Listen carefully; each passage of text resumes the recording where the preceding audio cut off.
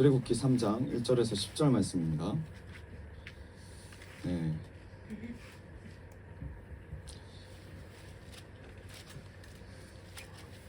우리 같이 교독하겠습니다. 제가 먼저 읽겠습니다.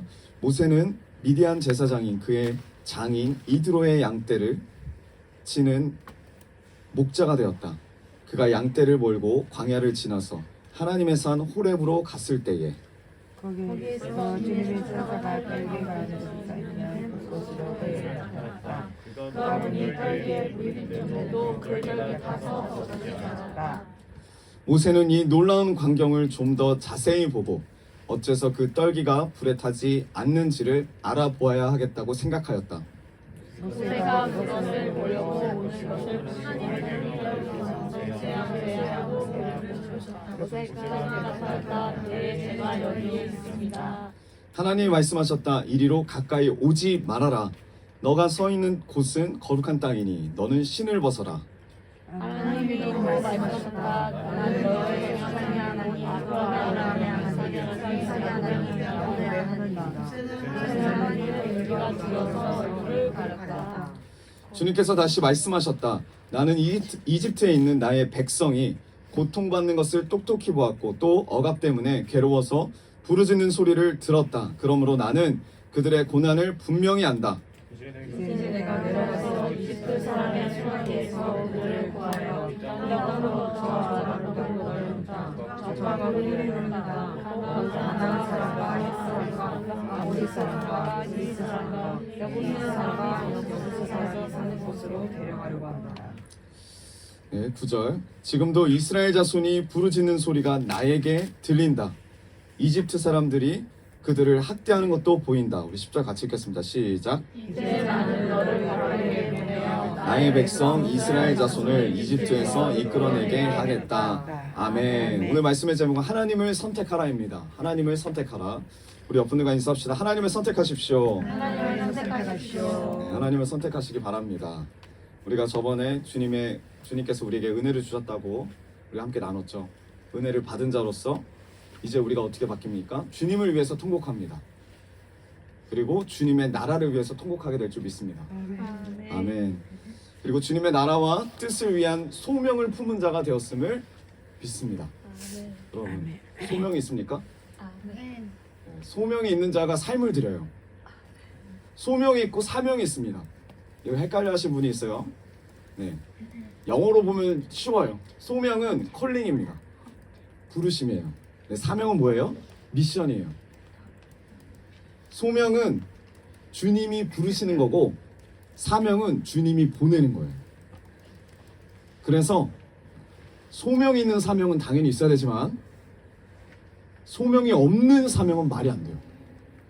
근데 우리가 소명이 없는 사명으로 삶을 살 때가 많습니다.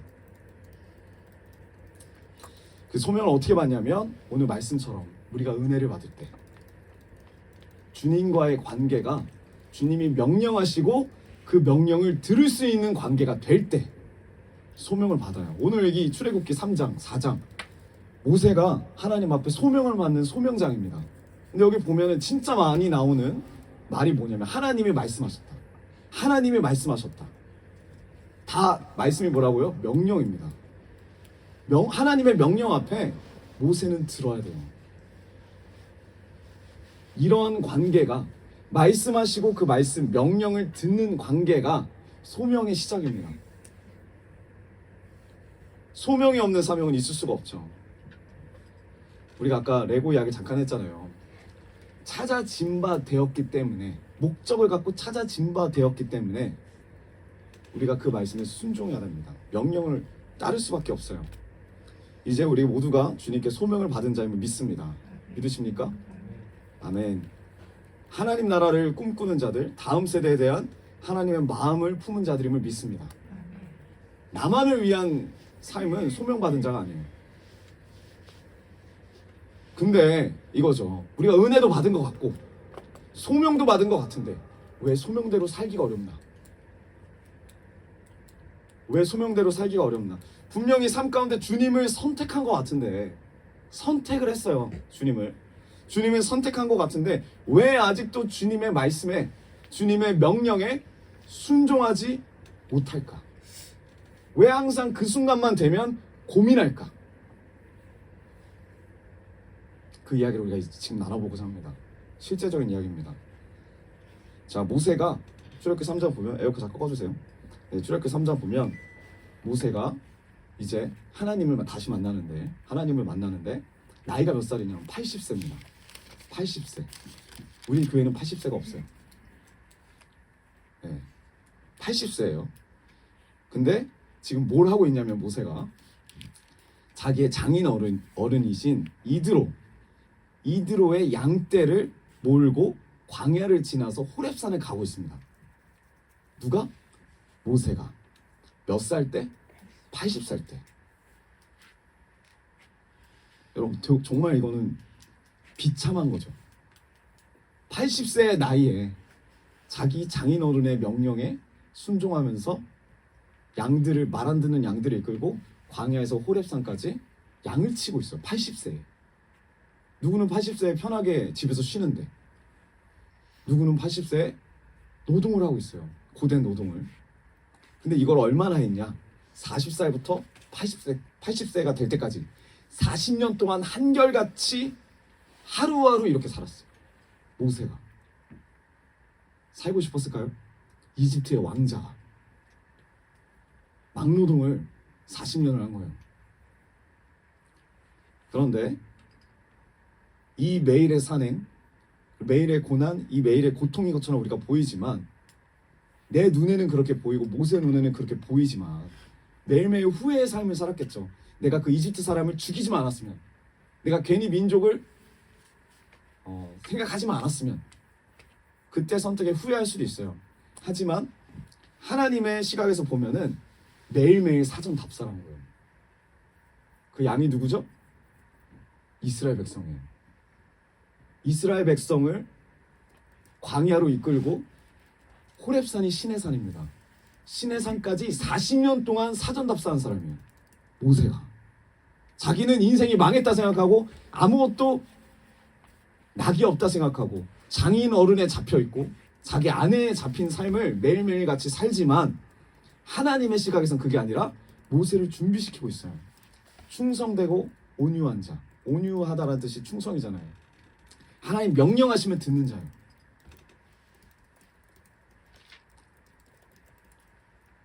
요셉의 고난하고는 비교할 수가 없어요.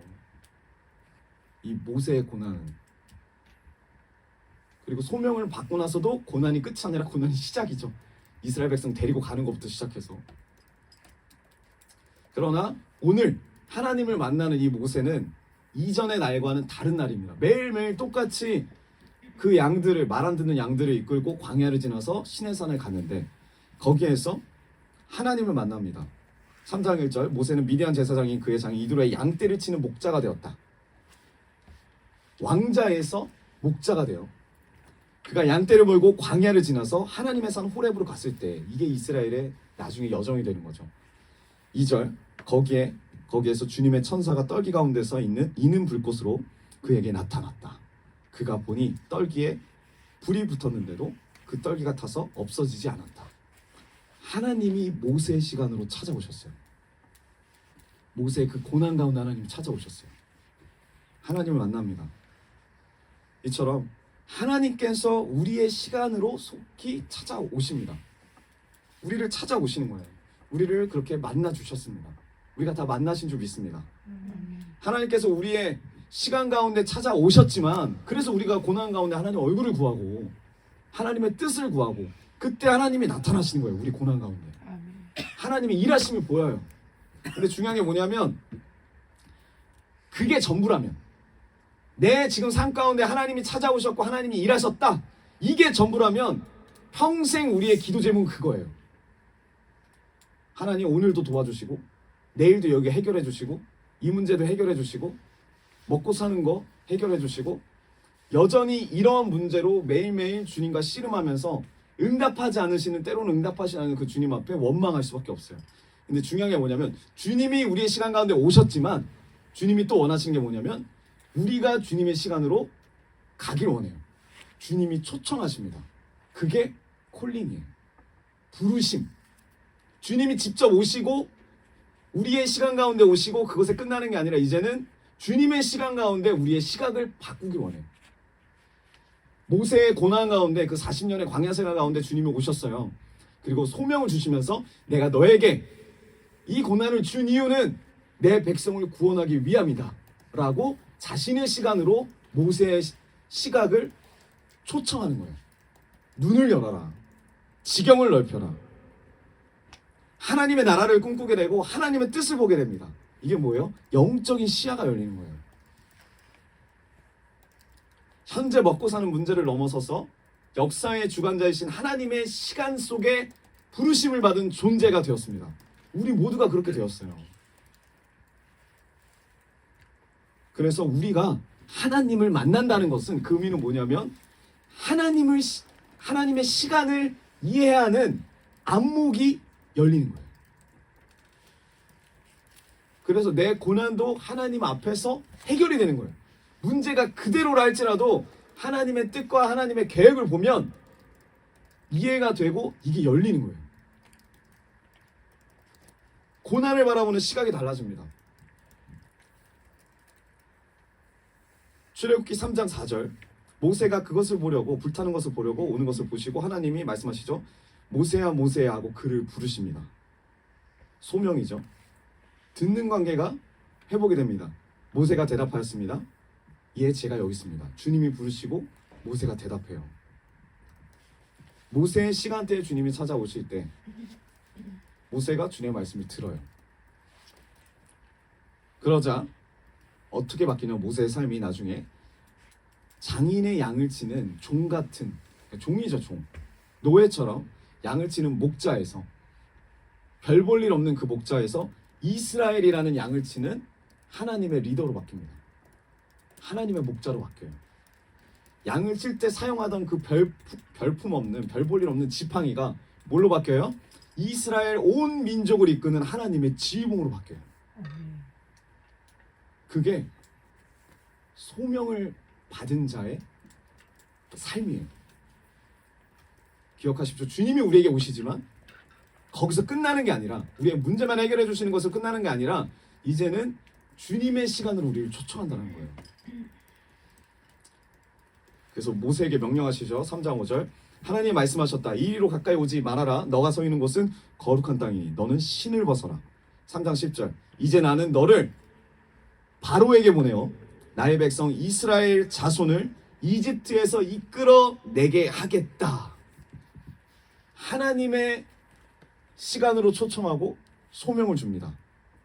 이 부르심 앞에, 이 소명 앞에서 모세는 무엇을 해야 할까요? 우리는 무엇을 해야 할까요?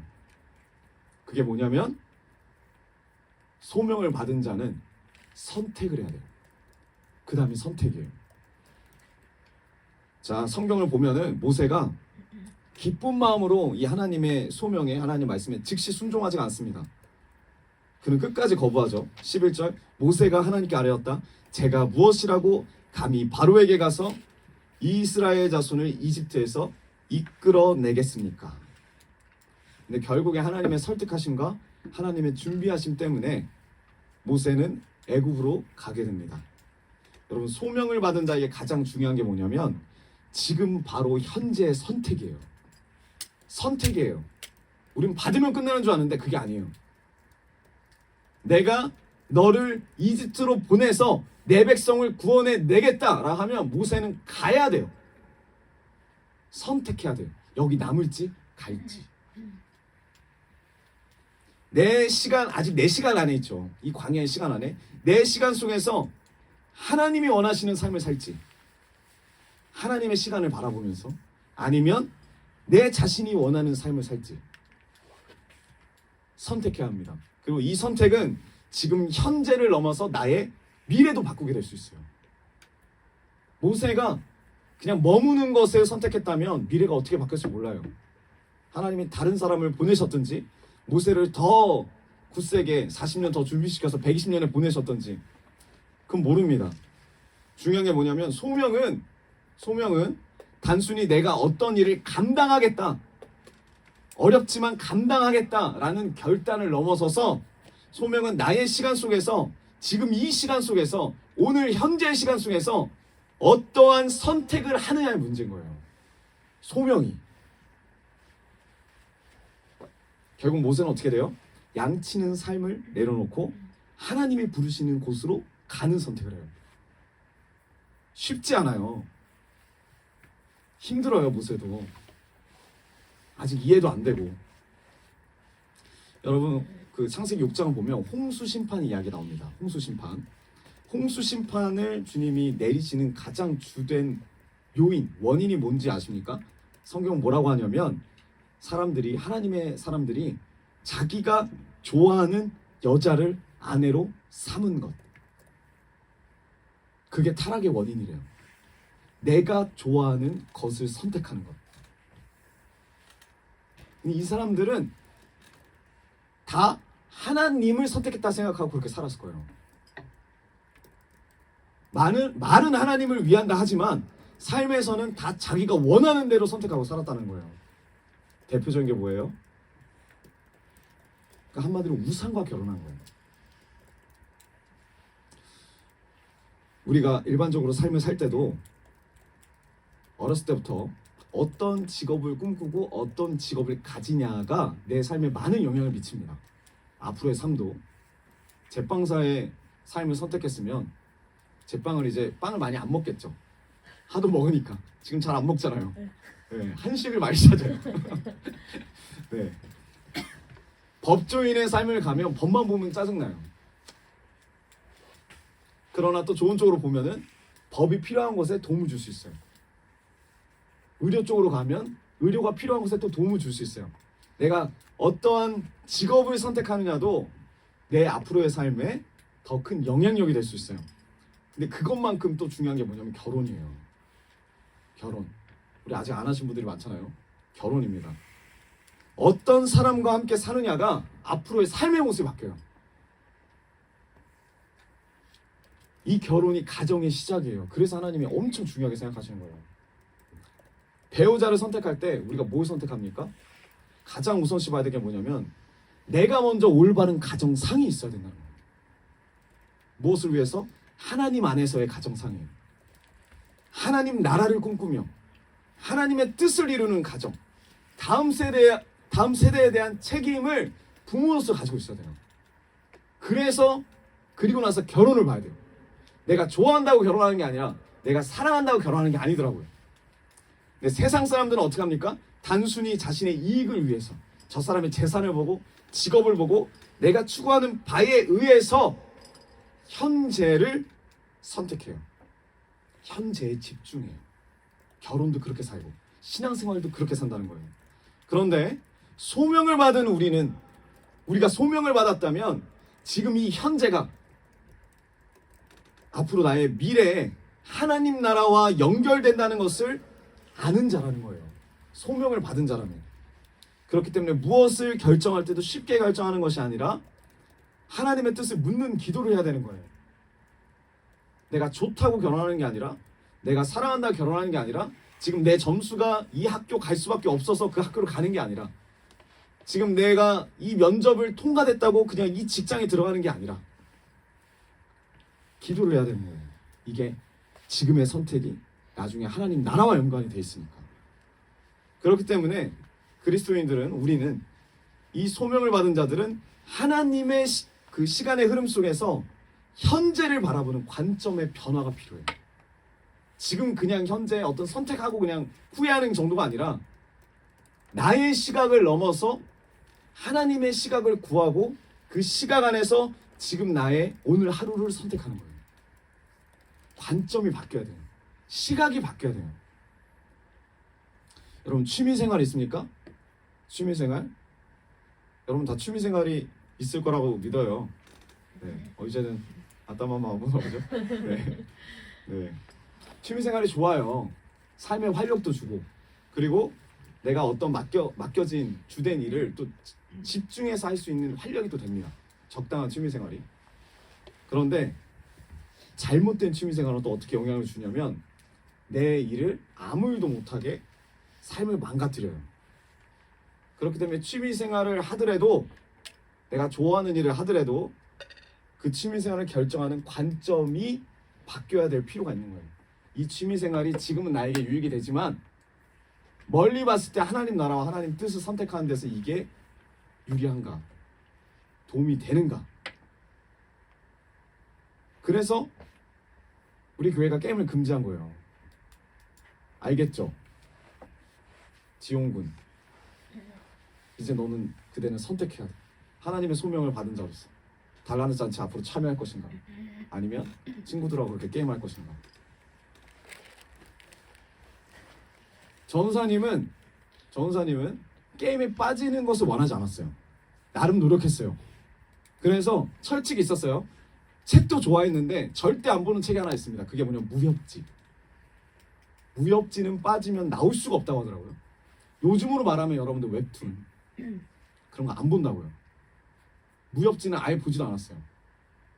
그리고 또 뭐였냐면 게임은 했어요. 어렸을 때. 근데 뭘 안 했냐? RPG 게임. 하루 막 24시간 막 이틀 이렇게 하는 RPG 게임 절대 안 했어. 지금까지도 아이디도 만들어 본 적이 없어요. 이게 철칙이었어. 왜? 빠지지 않으리라. 내 의였죠. 그래서 뭘 선택했냐? 네, 축구 게임 같은 길면 20분, 짧으면 10분. 그리고 또 뭐냐면 크레이지 아케이드라고 게임이 있어요. 그거 같은 길면 10분, 10분 안에 결판이 나요.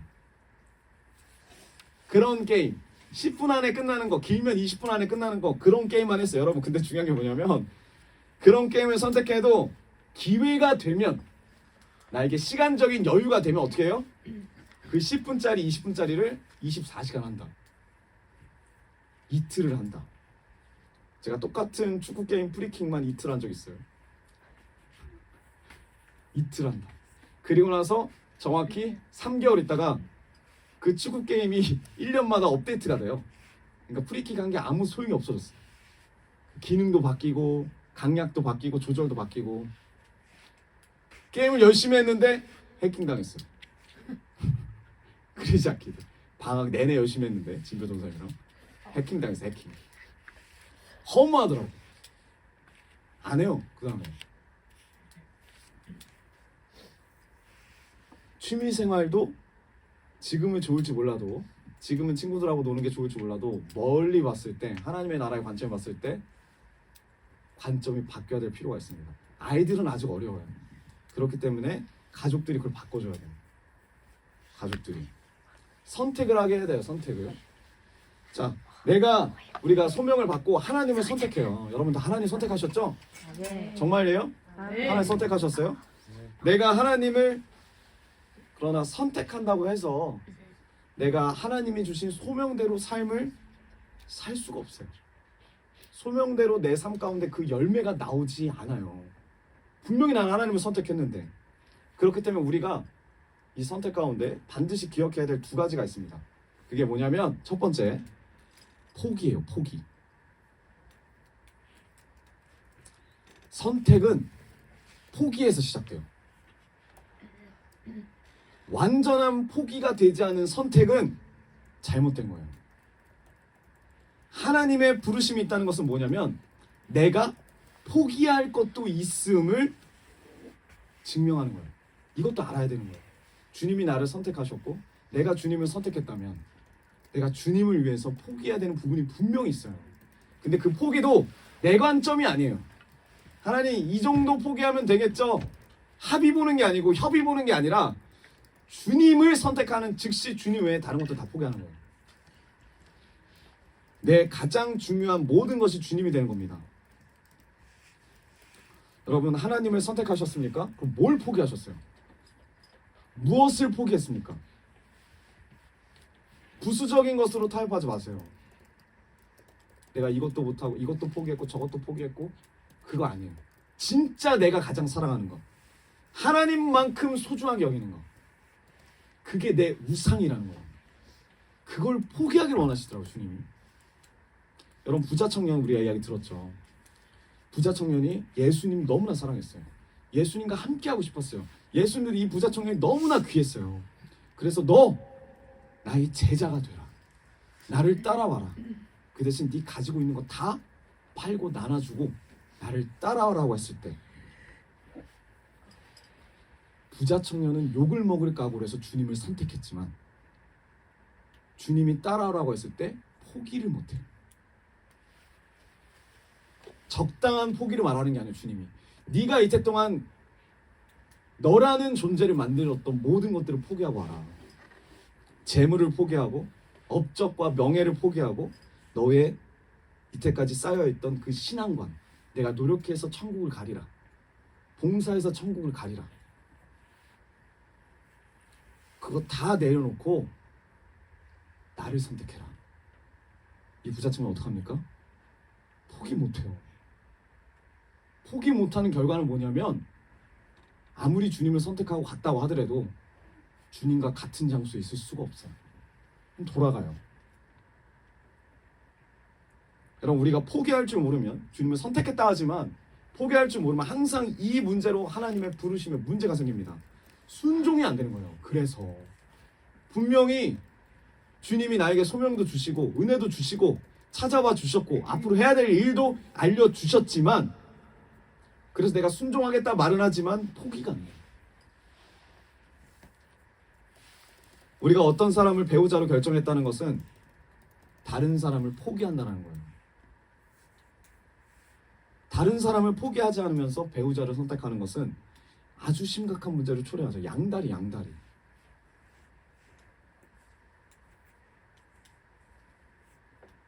전사님이 여러분들이 그때 뭐 전사님이 통영에서, 제가 그 통영에서 전 여자친구 전 여자친구인가? 제가 기억이 나지 않지만 전 여자친구 손을 잡고 같이 기도했다는 이야기에 은혜 삼아 그러더라고요. 앞을 보다가 다 자기를 봤대요. 그래서 자기도 왜 나를 보지라고 생각했다는데 왜 보셨는지 잘 이해가 안 되지만, 네. 우리는 전에 만났던 사람들 이야기를 자주 합니다. 그러면서 이런 이야기를 해요. 내가 그때 하나님 말씀에, 하나님 명령에 순종하지 않았다면, 제대로 된 선택을 하지 않았다면 어떻게 지냈을까? 감사한 거죠. 그런 얘기를 나눌 수 있다는 것 자체가. 제가 근데 그 전 여친을 만났을 때 너무너무 확고했어요. 목사님 막 금식 기도도 함에도 불구하고 내 시간 속에서의 응답은 절대 헤어지는 게 아니었어요. 너무너무 괜찮은 사람이었어요. 그냥 봐도 괜찮은 사람이었어요. 그런데 내가 결정한, 내가 받은 응답이 정말 하나님 앞에서 옳은 응답인지 옳은 선택인지를 헷갈린다면 질문해보면 됩니다. 이 선택은 누구를 위한 선택인가? 하나님 나라하고 연관이 있나? 하나님 뜻과 연관이 있나? 이 선택은 결과적으로 누구를 포기한 건가? 무엇을 포기한 선택인가? 그때 당시에 전사님 같은 경우에는 교회 공동체를 포기하는 선택이었어요. 하나님이 주시는 소명을 포기하는 선택이었어요. 내 사랑을 선택하는 결정이었어요. 그것을 깨닫고 포기한 거예요. 내려놓은 거예요. 같이 갈 수가 없어요. 같이 갈 수가 없어요. 여러분, 우리의 선택이, 지금 이 선택이 우리의 미래가 결정이 돼요. 이 선택 앞에서 하나님을 선택하는 그 선택 앞에서 우리는 계속 해야 될 게 뭐냐면 계속 포기할 거를 결심해야 돼요. 주님을 위해서. 계속 앞으로 내가 포기하고 내려놓아야 할 많은 미래의 것들이 다 이 내용이 들어가 있어요. 주님을 선택한다는 그 내용 안에, 결정 안에. 그래서 우리가 소명을 위해서 어떤 것들을 선택할 때 기억해야 되는 건 뭐냐면 거기엔 수많은 것들을 포기할 각오가 되어 있어야 된다는 거예요. 여러분, 포기할 각오 되어 있으십니까? 제가 포기해 보니까 쉽지 않아요. 나보고 죽으라고 하는 것 같아요. 근데 그게 다 속인 거였어, 사단이. 쉽지 않아요. 내 시각에서 나올 생각이 없어요. 나오라고 하는데 주님의 시각을 보라고 하는데 우리가 포기를 모르고 선택만 해요. 포기는 안 하면서 주님을 선택했다라고 선택만 하기 때문에 뭐가 안 되냐면 분별이 안 돼요. 맨날 양다리 걸쳐 있고 매일매일 넘어지고 포기하지 못하는 그 욕심에 갈등이 빚어지고 문제가 더 커진 거예요. 내 삶 가운데.